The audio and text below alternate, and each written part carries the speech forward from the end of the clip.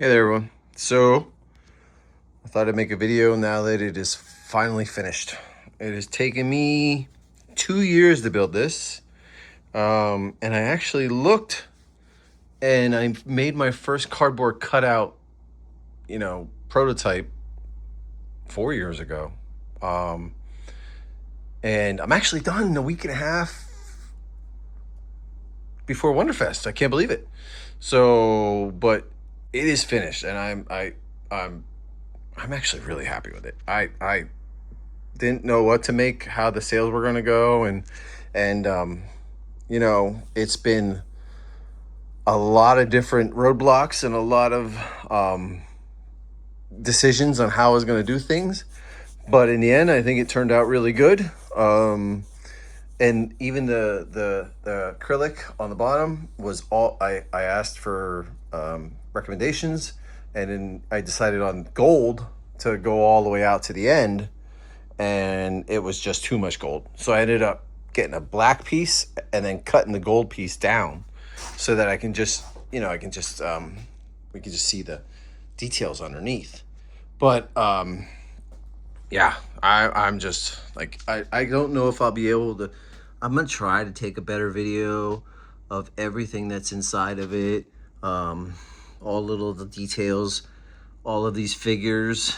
A couple of my favorite parts are the Bomar monks and that little dude right there, little wall sucker guy who is in Jedi with his tongue sticking out. I can't really show it very well. But the sails turned out real good. I'm really happy with those. This inside here is Hattis. Well, actually, no. I take that back. It's these hieroglyphics kind of expanded. And I don't know. I don't remember where Bjorn actually helped me with these. With the pattern. Bjorn from Australia. He helped me with the pattern for this. Because I didn't really know what I was going to do there. And then he helped me also with the pattern for the mosaics on the floor. And he helped me with the pattern for the Jabba the Hutt tattoo on there. After Aaron actually came up with the idea for the mosaics on the floor, like a mosaic carpet or tiles. There's a lot of little Easter eggs in here. There's a Jawa being strung up by a wire. That was to hide kind of a mistake that I had made. Another Bomar monk. Second floor is a lot of, well, the third floor, I kind of did it so it was like, first floor would be A New Hope. Second floor would be Empire, mostly Empire stuff. And third floor would be mostly Jedi stuff. So that's why you see, of course, Jabba back there. And a bunch of other Return of the Jedi people in this side here. And then the second floor has a lot of Empire things. There's not as much Empire and Jedi stuff to add to this. Most of the Empire stuff is like the Ugnaughts and the bounty hunters around a Womp Rat fight pit. And one of my favorite things that I wish that I could see better, there's Hana Carbonite back there. There's a couple little Easter eggs all over the place. There's these creatures from Jabba's palace. There. There's the dude with the tongue right there. And then one of the things I really liked that I did, but it got kind of hidden now, is the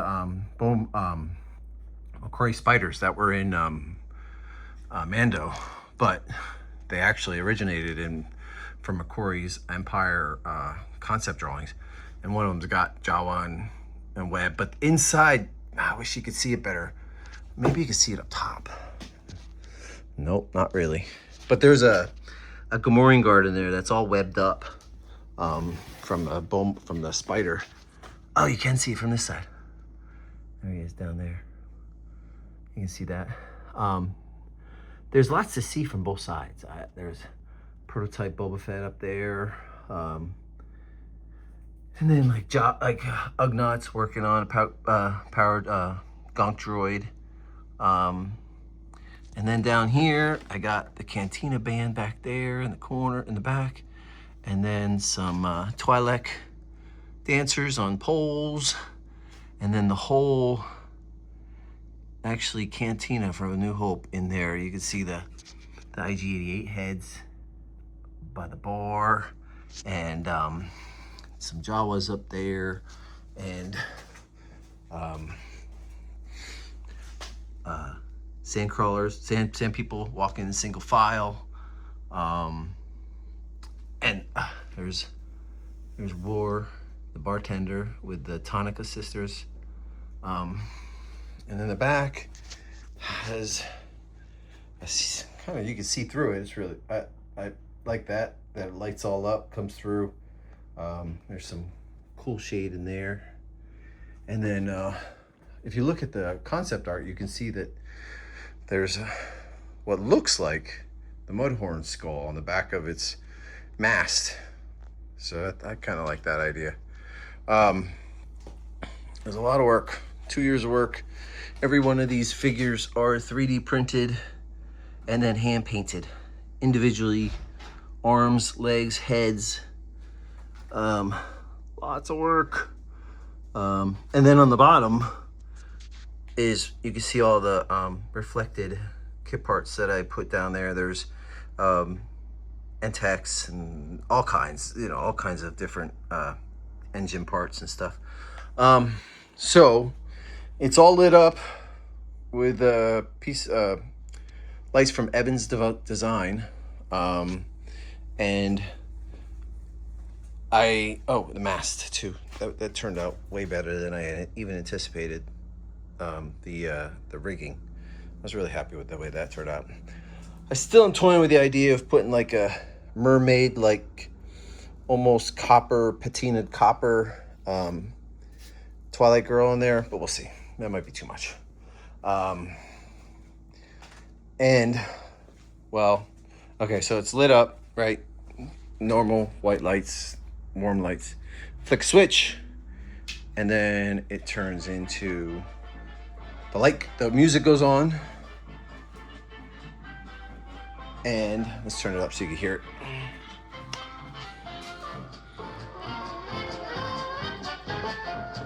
And then the dancing lights hop on. Come on. Let's turn these off so you can see better.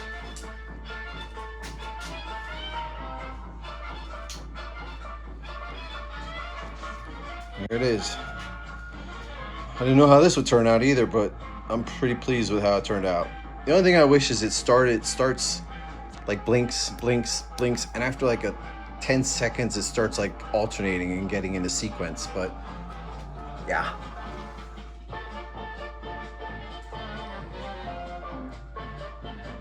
So many people helped me with this. If I forgot, like right from the beginning, Chris Lawson sent me the acrylic pieces for all the floors. Aaron helped me with the design, the ideas for the tiles. Bjorn helped me with the designs. And Joey, our Star Trek guy, helped me with the soundbar. Lots of people helped me finish this.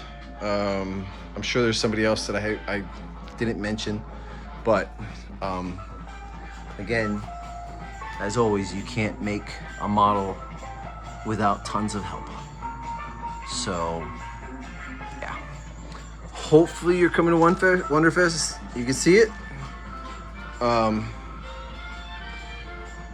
Yeah, thanks guys, hopefully you like it.